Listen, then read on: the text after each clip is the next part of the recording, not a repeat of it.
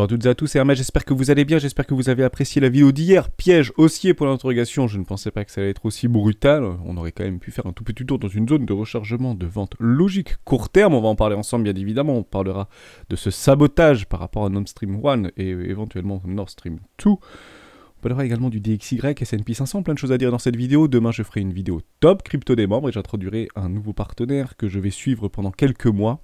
Je vous en parlerai plus exactement demain. Je trouve ça très intéressant puisque ça permet de mettre un lien direct entre des projets cryptoactifs et le monde réel. C'est ce que je recherche dans ce Web.3 pour les 2, 3 ou 4 prochaines années. C'est un projet français et je vous en parlerai demain avec plus de précision. On commence maintenant.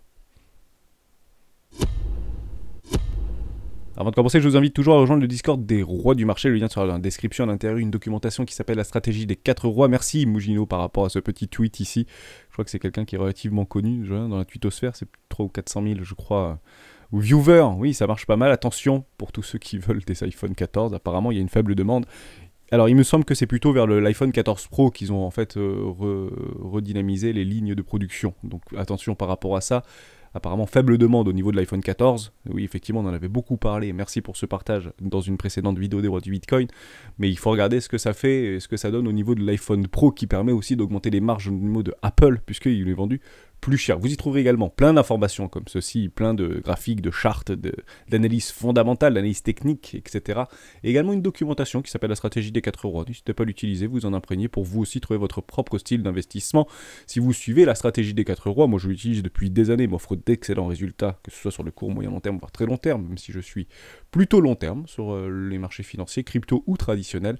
Vous devez avoir déjà et d'ores et déjà investi sur un investissement 1, voire un investissement 2, pour les plus fervents et les plus anciens d'entre vous, sur ces niveaux de prix aux alentours des 20 000 $. C'est un très bon point d'entrée, je le dis, je le redis, si vous pensez vendre ici pour acheter plus bas, ce n'est pas la meilleure solution à faire. Les investisseurs attendent des années avant de revoir probablement des belles couleurs. Vous êtes toujours dans le discount, reprenez du recul, si je sais qu'il y a des émotions qui tournent, c'est complètement normal, vous allez chercher ici des ratios de Gann, grosso modo 50%, c'est à peu près ici aux alentours des 36 000 $, vous êtes dans le discount par rapport à des bottoms de marché et par rapport à des plus hauts de marché. Et on est très nettement dans le discount. Donc acheter dans le discount a toujours été très intéressant, notamment pour les whales, notamment pour ceux qui accumulent, notamment pour la smart money, notamment pour les institutionnels. Et on voit que notre milliardaire continue doucement mais sûrement à racheter toutes les mèches. Malheureusement, hier, ça s'est pas passé comme prévu, mais techniquement, on était revenu au-dessus des 20 000 $ encore hier. Et on pouvait éventuellement prétendre à une toute petite augmentation haussière pour aller chercher ces max paying price aux alentours des 22 000 $. Est-ce que c'est fini pour autant? La réponse est non, il nous reste encore 2 jours et on peut éventuellement espérer un arrachement haussier puisque beaucoup de vendeurs à découvert actuellement est en train de se positionner. On le voit très bien dans l'order flow et on va en parler bien sûr dans cette vidéo. Je vous avais tracé 2 petites lignes. Vous savez, il y avait le petit triangle de contraction qui était en train de se mettre en place. On va le reprendre ensemble. C'était ici. Grosso modo, vous aviez un magnifique triangle de contraction. Vous avez la résolution haussière, petite borne juste ici en jaune, 20 400 $, ou résolution baissière, potentiel objectif, c'était les 17 600 $. Bon, on a choisi d'aller au nord. C'est une formidable idée. Derrière, beaucoup l'ont joué. Prenez vite des profits. On l'avait ici, on l'avait imaginé. Je l'avais partagé dans le Discord et je vous en avais parlé dans une précédente vidéo. Vous aviez un trade qui était prenable. Donc, sur un premier arrêt, on n'achète pas les couteaux, enfin on n'achète pas les trucs qui partent en l'air. Potentiellement, on pouvait prendre une toute petite contraction. On est parti quasiment chercher là. Notre stop loss, ça n'a pas été fait. Et boum, ici, petit carré jaune, c'est clairement une poche de liquidité. On TP. À un moment où on TP, en réalité, vous remontez votre stop. Donc c'est comme ça qui est initié chez beaucoup de traders. Dès que votre premier TP est pris, en réalité vous êtes gagnant. Ce trade est gagnant quoi qu'il arrive et vous remontez votre stop au niveau du point d'entrée. Donc c'est break-even en réalité. Et on a été pris effectivement hier largement et allègrement hier, mais ce trade est gagnant, on peut maintenant le supprimer, on l'oublie, ça a plutôt bien fonctionné. Et c'était exactement le même qu'on avait déjà pris précédemment ici. Pour le coup c'était exactement la même situation, sauf que là on est parti nous prendre notre stop pour derrière faire un nouveau relais haussier. C'est peut-être à peu près la même chose. Là ici on prend les stops vendeurs pour aller chercher potentiellement plus bas et on peut aller chercher les 17 600, 17 700 $. C'est pas complètement impossible, mais toujours pareil, je doute que les market makers fassent gagner un gros paquet de personnes, de vendeurs de put ici. Enfin, c'est quand même pas rien, c'est le max pay entre guillemets des options ici, c'est 7000, c'est ça, 7000, ouais, 7360 bitcoins qui sont qui est une promesse en réalité de vente à ces niveaux de prix. En somme, si Bitcoin descend à 15 000 $ dans 2 jours, ou dans demain ou aujourd'hui, à ce moment-là, ces gens-là seront garantis de pouvoir vendre leur Bitcoin à 18 000 $. C'est une forme de couverture, bien évidemment. Je doute très fortement qu'on vienne les chercher, en tout cas qu'on leur laisse gagner en dessous des 18 000 $, mais sait-on jamais, bien évidemment. Mais depuis la création de la chaîne, je crois que de faire gagner, et c'est généralement plutôt à la hausse, dans des forts mouvements violents haussiers, qu'on fait gagner ces gens-là, potentiellement souvent en décembre, donc d'ailleurs on peut regarder en décembre si on pourrait faire gagner des acheteurs. Voilà, en décembre, si on devait, la seule fois où je l'ai, la seule fois en un an, je vais dire, que je me rappelle, et que ça m'avait même surpris, c'était plutôt un espèce de max price acheteur ici, enfin strike price acheteur, c'était au mois de décembre, 45 000 $. Est-ce que ça va se reproduire ou pas? La question reste ouverte, mais c'est plus ça que je regarderai, et je doute qu'on fasse gagner les 18 000 $. Mais ça veut pas dire qu'on peut pas cracher avant, hein, bien évidemment, on pourrait aller chercher la liquidité avant, après, pendant, peu importe, mais je doute que le 29 ou le 30, pardon, on irait chercher potentiellement les 18 000 $. Je pense qu'on va rester garé ici, on peut en parler par rapport au S&P 500. Dès lors, pour moi, simple chasse à la liquidité, on aurait pu aller un peu plus en hauteur dans une zone de rechargement de vente logique, et ici, les vendeurs à découvert, et c'est ici qu'il fallait à ce moment-là poser un short. Malheureusement, on ne vous a pas laissé le temps de le faire, peut-être que beaucoup l'ont pris, je ne sais pas du tout, je me pose une grande question, mais ici, c'était un bon point d'entrée pour potentiellement continuer cette dynamique tendancielle baissière, hein. Il n'y a aucun problème avec ça. Donc on peut tenter maintenant d'essayer de la retourner, cette dynamique baissière, on a des précédents bottoms qui sont juste ici, donc très court terme, on peut essayer de les retourner, et puis à ce moment-là, on retournera la dynamique sur des petites time frames. C'est un premier aspect, si vous voulez, qui pourrait nous donner lieu à un rebond haussier peut-être un peu plus important, peut-être un peu plus puissant, mais je le dis, je le redis, hein, je l'avais partagé encore ici sur ce Kingfisher, je vais le remonter un peu, ça peut être le plan, donc voilà, par exemple Néo qui nous disait, moi je serais à leur place, j'irais Burj Khalifa, donc j'imagine le gros...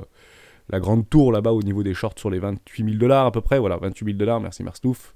Je dis, c'est peut-être le plan, Wall Street devra donner la direction, rien n'indique une forme de décorrélation par rapport au marché crypto, ensemble. Si Wall Street ne donne pas la direction, bah malheureusement, le Burkina que vous avez là, le Burj Khalifa, bah malheureusement, il n'ira pas être pris, hein, tout simplement.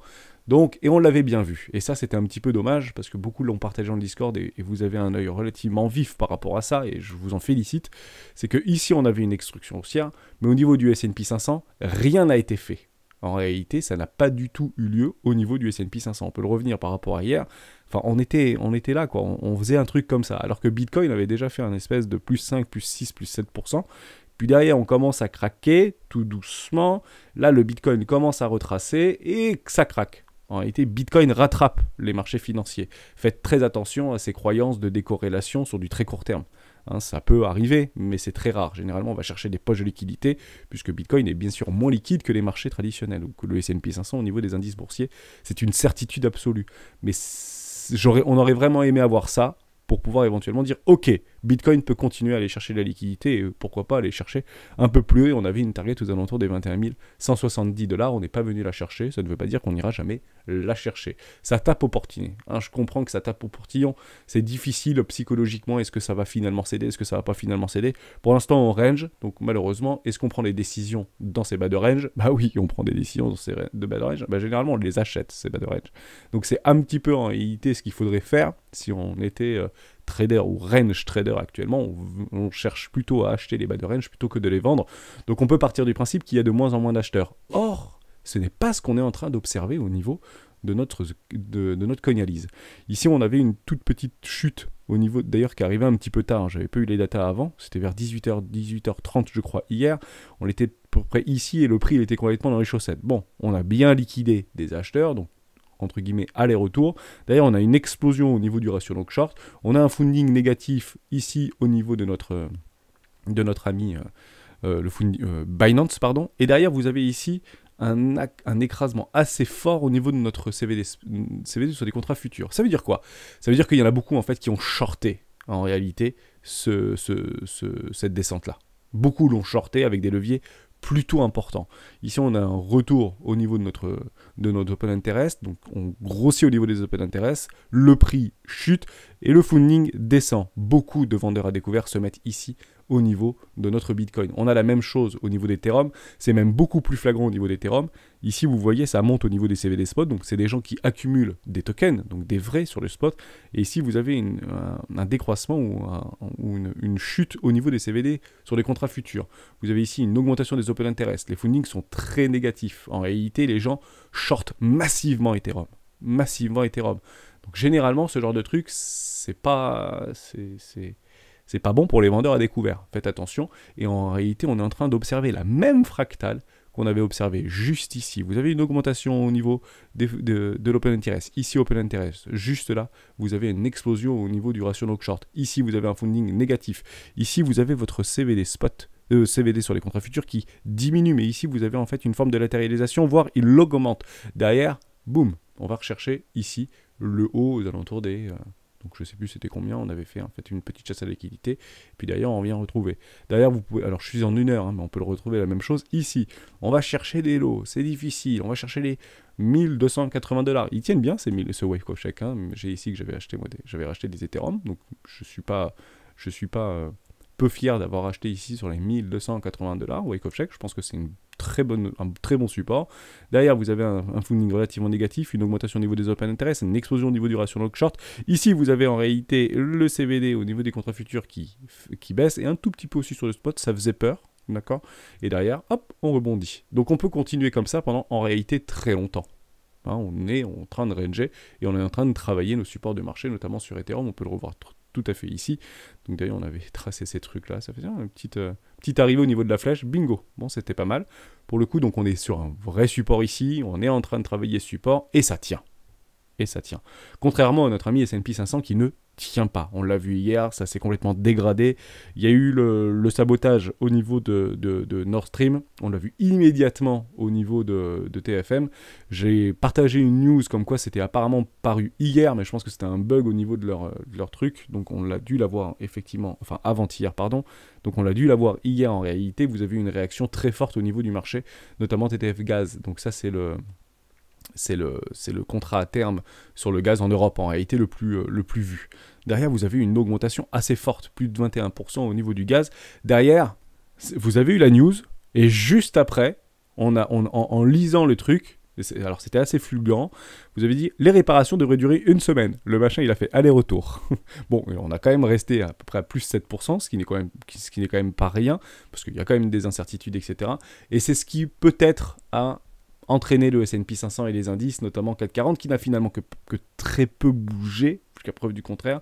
On ne s'est pas complètement déprécié au niveau du CAC 40, mais on avait quand même perdu 1,25 et ça a été potentiellement le catalyseur d'une toute petite baisse, mais ce n'est pas révélateur d'un directionnel, bien évidemment, hein, et ça permet en fait d'aller chercher la liquidité là où elle se trouve tout simplement. C'était voilà, juste ici, en daily, on avait fait une toute petite baisse, mais on avait tenu entre guillemets nos supports. Derrière, on craque, c'est normal, hein, on vient de digérer la news, est-ce que ça va être vraiment répercutant ou pas pour l'Europe? On va chercher de la liquidité, et maintenant il faut se montrer, entre guillemets, les institutionnels, les whales, les big boys, est-ce que vous voulez, doivent se montrer, la liquidité est prise à l'heure actuelle, que ce soit sur le CAC 40 ou que ce soit sur le S&P 500. Ici, la liquidité a été prise. Donc on est en train de faire une Hungry Fill Bar. Bon, on aurait préféré l'avoir en verte, celle-là, donc on ne peut malheureusement pas en tenir compte, mais on a bien clôturé au-dessus des précédents bottoms, ce qui n'est pas mauvais, puisque je pense qu'on a bloqué, et il y a eu beaucoup de batailles hier en fin de journée, je ne sais pas si vous l'avez vu, entre 18h30 et 22h30, si vous étiez devant, il y a eu des énormes volumes ici d'achat-vente qui ont été exécutés, notamment sur les indices et sur beaucoup de nos actions américaines. Est-ce que ça veut dire que ça y est, la poche de liquidité a été prise et qu'on peut repartir? Ça arrive souvent en réalité, hein. Il ne faut pas se tromper, mais ça arrive plutôt, voilà. Ici par exemple, c'est assez similaire. Vous voyez, on vient chercher une poche de liquidité et puis derrière on repousse le prix. C'est arrivé très très souvent, hein. Voilà, juste ici également, on vient chercher une petite poche de liquidité, d'ailleurs on crache. Là on avait pricé en réalité la récession au niveau de 2018, finalement il n'y a pas eu récession, et d'ailleurs, il n'y a pas eu récession en 2018, mais on va y revenir, je trouvais ça très intéressant de vous en parler, je l'ai sous les yeux donc pourquoi pas le faire, on va se mettre en mensuel. Comme ça vous donnera peut-être une piste pour voir un atterrissage. Il y a deux choses qui sont très utilisées par les institutionnels, c'est la moyenne mobile 50 et la moyenne mobile 100. Voilà, donc on peut utiliser sur les crypto-actifs la MA9, MA18, etc. Mais ce qui est beaucoup utilisé par les institutionnels, c'est la MA50 et MA100. Et vous voyez que lorsqu'on price une récession de façon un peu forte, derrière, hop, Je vais essayer de le garder ici. On vient quasiment ping notre MA50. Genre, MA50, c'est la rouge ici. D'ailleurs, on repousse. Ici, crack Covid, on vient pile chercher la MA100. Boum, on repousse violemment. Donc, on peut partir du principe qu'on pourrait revenir chercher les 3520 $. Point pardon. Je pense qu'on peut vraiment y aller assez facilement, j'ai envie de dire, pour derrière éventuellement repousser, sans pour autant remettre en cause sur nos cryptoactifs préférés, notamment Bitcoin, de remettre en cause les 17 600 $. On peut conserver les supports sur Bitcoin sans aucun problème. Hein. C'est pas parce que les indices craquent et cassent leur lot que tout le monde doit casser les lots. C'est pas une certitude absolue. Par contre, s'il y a crack, il y a crack. Évidemment, si S&P perd 50% et que se retrouve à 3000 points, je pense pas que Bitcoin restera sur les 18 000 $, vous imaginez bien. Mais ça arrive relativement souvent et vous voyez, à chaque fois, on vient chercher. C'est toute petite poche ici, là. C'est tout. Alors, je suis en mensuel, mais vous voyez juste là, on le voit bien, ping, et derrière, on repart, on vient chercher les poches de liquidité. Bah, c'est potentiellement ce qu'on est en train de faire juste ici. Ping, et on peut repartir sur un nouveau... respiration technique éventuellement, peut-être pas un retournement haussier parce que c'est beaucoup trop prématuré, nous n'avons aucune confirmation actuellement. Vous en avez, vous pouvez tracer des lignes de tendance, donc en fait ça permet de nous donner une indication comme quoi on a le temps en réalité, hein. Vous allez chercher vos lignes de tendance, on y est relativement loin, hein. On peut encore avoir des mois devant nous avant de break en réalité cette ligne de tendance. Vous avez la même chose sur Bitcoin, vous avez la même chose sur Ethereum, vous avez la même chose à peu près partout. Ce qui est aussi important à rappeler, si on parle indice, c'est DXY. Il y a beaucoup de choses qui sont en train de tourner, ça va continuer to the moon, ça va faire cracher les marchés. Je le rappelle toujours, les fondamentaux, je dis souvent que les fondamentaux rattrapent souvent la technique, mais les fondamentaux, qu'est-ce que c'est en réalité? Les fondamentaux, ce sont les résultats des entreprises. Voilà, ils sont là nos fondamentaux. Donc vous avez début novembre, vous aurez Zoom, vous avez Dell, vous avez Apple, donc tout arrive en novembre. On a encore un petit peu de temps. Néanmoins, il y a un impact direct par rapport aux résultats des entreprises sur le dernier quarter vis-à-vis de ou l'avant-dernier, le troisième trimestre, troisième trimestre, parce qu'Apple s'est décalé, par rapport à l'augmentation de la devise dollar. En somme, beaucoup d'économistes et beaucoup de statisticiens le reprennent dans le passé. Si vous avez 1% par rapport à l'année dernière, comme ça on va faire les exercices ensemble, je crois que je l'ai vu nulle part. On va le voir sur la chaîne des rois du Bitcoin, c'est plutôt pas mal. Ici, vous allez vous prendre en septembre l'année dernière. Voilà, juste ici. Non, l'année dernière. C'était où? Voilà, ici, pardon. Voilà, septembre l'année dernière. Et on a augmenté en réalité de 25% à peu près au niveau la force de la devise dollar par rapport aux autres monnaies. Donc 50% c'est de l'euro, etc. Vous connaissez la musique. Donc 25% par rapport à la devise du dollar. Donc le dollar, très fort. Ces augmentations ont un impact direct par rapport aux résultats et aux bénéfices des entreprises. On estime que 1% au niveau du DXY, ça représente à moins 0,5% par rapport aux bénéfices de l'entreprise. Donc si on prend la fourchette basse sur cette hausse, on serait entre 0,5 et 1% ou 0,5 et 0,75. On serait grosso modo sur une baisse des résultats des entreprises entre moins 10 et moins 20% au niveau du bénéfice. C'est gravissime. Si vous prenez une entreprise comme Apple, c'est gravissime en réalité. Ok? Et ça, ce sera le fondamental. Or, on le voit peut-être déjà dans les graphiques. Et on vous expliquera, en fait, au mois de novembre, c'est normal que les résultats sont pas bons, alors qu'actuellement le marché, je ne sais pas s'il le price pour le coup, mais j'en doute pour le coup, parce que le dollar était trop fort, donc la balance commerciale est complètement déséquilibrée par rapport au reste du monde, donc automatiquement les exportations ne sont pas bonnes pour les Américains. Et on l'avait sous les yeux. Mais aujourd'hui, personne ne nous le dit ou personne ne vous le dit. Dès lors, dans les commentaires, mettez-les-moi si vous avez vu déjà ce type de news passer ou ce type de résonance passer, parce que ça aura un impact direct sur les résultats des entreprises. Et les résultats des entreprises, c'est notre fondamental. C'est le fondamental même. Il n'y a pas plus que le fondamental. C'est la capacité d'une entreprise à générer du rendement. Et du business. C'est tout ce qu'on leur demande. On leur demande pas plus. Ok ? Et tous les artifices sont bons pour potentiellement aller chercher du rendement et toujours plus de rendement. Très important aussi, vous vous rappelez que je vous avais fait, alors on reviendra peut-être sur Ethereum ou Bitcoin après si vous voulez, mais j'ai envie vraiment d'aller jusqu'au bout de mon raisonnement. Je vous avais dit il y a quelques temps, vous savez, lorsqu'on est dans une période d'inflation, les gens achètent mieux mais vite. Parce que les prix galopent, les prix augmentent très, très fortement, mais en déflation, les gens achètent moins et plus doucement. Pourquoi? Parce que les prix baissent. Donc pourquoi acheter aujourd'hui une voiture, ou aujourd'hui une maison, ou aujourd'hui un iPhone, si vous savez que dans un mois ou dans 2 mois, il aura peut-être perdu 10%. Vous achetez moins et moins vite. Donc les risques de dépression, de déflagration des marchés financiers, c'est plutôt la déflation et non pas l'inflation. Et ça s'est vu. en réalité, on a des résultats qui ont été plutôt très intéressants. C'était juste, je sais plus du tout où est-ce que je l'ai vu ça? Voilà, ici, était vente de logements neufs. En réalité, ça a pumpé, mais fort, hein, parce qu'on avait 500 000 au niveau des prévisions, au niveau du consensus, c'était 500 000, et on est passé à 585 000. Ça a surpris le marché, pour le coup, donc très bonne remontée au niveau des logements neufs, mais c'est normal. Quand vous passez en réalité d'un taux d'intérêt à 4%, à 5, puis 6, puis potentiellement 7, puis potentiellement... Qu'est-ce que vous faites? Vous courez à la banque pour demander un crédit immobilier. C'est ça, en fait, qu'il faut faire. Donc les gens, dans une augmentation d'inflation, achètent mieux, mais vite. Ils se dépêchent de faire des crédits avant que ça dépasse les 10, 15, 20%. Parce que ce qu'on ressent aujourd'hui, et nous on a de la chance en France, nos voisins belges, suisses, etc., un petit peu différent, surtout pour l'énergie, notamment en Belgique. Donc, j'espère que ça va pour vous, bien évidemment.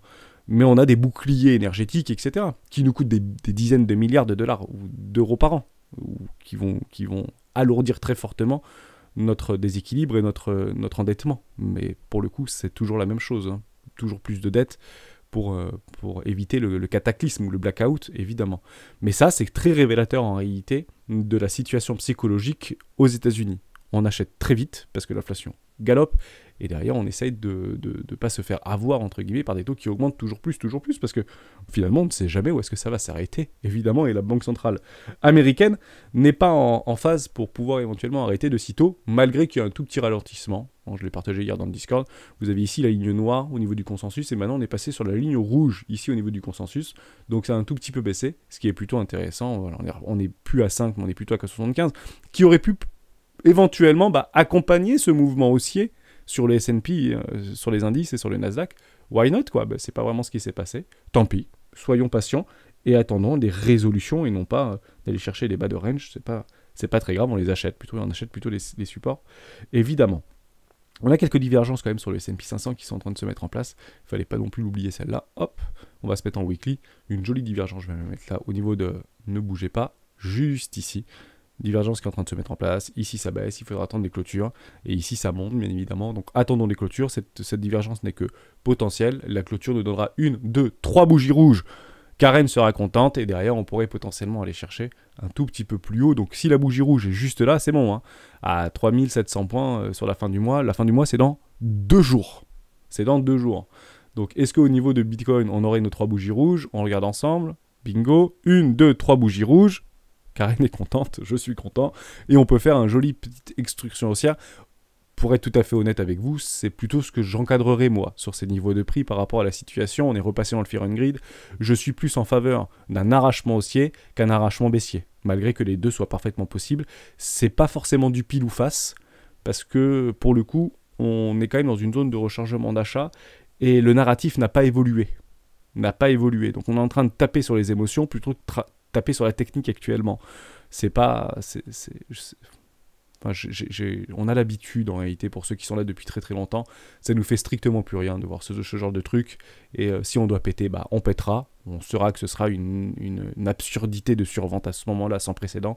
Et on attendra la moindre petite structure. Et puis derrière, on récupérera extrêmement vite en réalité. En moins de 2 mois, je pense que si on craque par le bas, on peut partir du principe qu'on fera à peu près la même chose que ça. Et en moins de 2 mois, ce sera réglé. Même s'il y a la récession, même si tout ça, ce sera fait dans le déni plus coût total, voilà. Vous prenez 20 bars en 3 mois, 4 mois, 5 mois peut-être. C'est de combien? De novembre à avril? Voilà. On peut partir du principe qu'en 6 mois, ce sera réglé. Donc, ce sera bien sûr difficile pour beaucoup, mais c'est clairement ce qui pourrait nous donner, entre guillemets, un petit peu d'air pour la suite, et ça sortira tout le monde. Mais de toute manière, logiquement, personne ne vendra sur ces niveaux de prix, et je le rappelle, c'est bête à dire, hein, mais... Enfin, ça coûte super cher en réalité d'aller chercher et de filer longues comme ça. Comprenez-le. Si aujourd'hui vous avez peut-être vendu vos bitcoins, et beaucoup de personnes, beaucoup de publics ont vendu leur bitcoin et dit je vais en acheter plus bas. Qu'est-ce qui se passe si en réalité vous ne pouvez plus en acheter plus bas? Parce que ça, c'est pas des petits ordres. Hein. Ça, c'est des millions et des millions et des millions de dollars. En fait, il y a beaucoup de personnes qui attendent la capitulation, le crack. Comment ça se fait que ça craque pas? C'est pas possible, il y a des sabotages. En Ukraine, ils ont passé les annexions. C'est 99%, 98% de votants qui disent oui. En même temps, vous n'avez pas trop le choix pour le coup. On va pas refaire les scrutins là-bas. Je vous laisserai regarder les médias plus ou moins mainstream, plus ou moins spécialisés ou voir TV Liberté de comment ça se passe là-bas, pourquoi pas, je sais que vous êtes beaucoup à regarder et à chercher et le vrai du faux, et je trouve ça très intéressant, je pense que c'est ce qui nous s'offre à terme, mais ici, partez du principe que si personne, en réalité, ne veut acheter, enfin ne veut acheter maintenant, s'ils n'achètent pas ici, où est-ce qu'ils seront tentés d'acheter? C'est très simple, en réalité, ils achèteront beaucoup plus haut. Et ça répondrait peut-être à une question de beaucoup d'influenceurs qui disaient, mais qui vont nous acheter nos bagues plus haut ici? Ceux qui achètent là-dedans. Parce qu'on part du principe qu'il n'y a plus de thunes. Si, il y a beaucoup de thunes en réalité. Il y a beaucoup d'argent sur le Tether, il y a beaucoup d'argent sur le USDC, il y a beaucoup d'argent sur le BUSD. D'ailleurs, attention au niveau de la transition de fin de mois par rapport à Binance, je ne sais pas où est-ce que ça en est. Donc logiquement, tout ce qui est USDT, USDC, etc. part directement sur Binance. Soyez vigilants. Hein, il y aura peut-être quelques petits couacs, quelques petits cracks. Soyez très vigilants, même si on est relativement bon techniquement dans les crypto-actifs. On le revoit aussi avec Gemerge. Bah, partez du principe que en réalité, ces gens-là nous achèteront nos 110% ici. Voilà. Et ça arrive très souvent. Parce que le narratif est dans les chaussettes actuellement, ou le narratif n'a pas évolué, mais le sentiment est dans les chaussettes actuellement. Et ça, c'est très révélateur. Alors, on peut aller faire une toute petite extruction, comme ce qu'on est en train de faire ici, et je pense qu'on a mis pas mal de personnes du mauvais côté, juste en faisant une toute petite pointe ici. Je l'ai vu hier dans le Discord. Je dis, c'est quand même marrant, mais il y avait beaucoup de certitudes qui sont arrivées dans le Discord, dans l'analyse graphique. Ça fait peur. Mais c'est normal, parce qu'on voit du noir, quoi, hein. C'est parfaitement normal. En réalité, il y a beaucoup d'exécutions d'ordre qui sont exécutées sur ces niveaux de prix, sur des petites poches de liquidité complètement logiques, et on change de paradigme. Parce que quand vous voyez ça, jusqu'ici tout va bien, jusqu'ici tout va bien, mais à quel moment vous dites que ça va mal?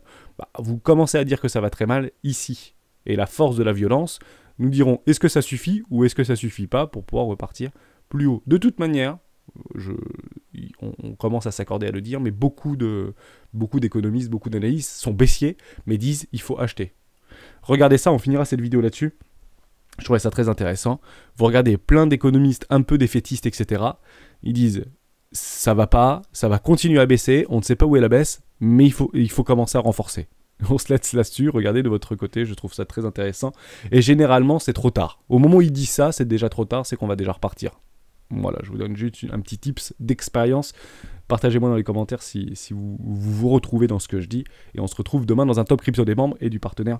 Demain, d'un petit projet français qui est très early, hein, qui n'est même pas d'ICO, rien du tout. J'aimerais vous en parler et vous expliquer un petit peu comment on fera dans les prochains mois, prochaines années pour accompagner ce type de projet qui soit bien, moins bien. En tout cas, on en débattra et ce sera sur plusieurs vidéos. Je trouve ça très intéressant. Ça fait longtemps que je voulais le faire. J'espère que ça vous plaira. On se retrouve demain dans une prochaine vidéo du Bitcoin. Ciao.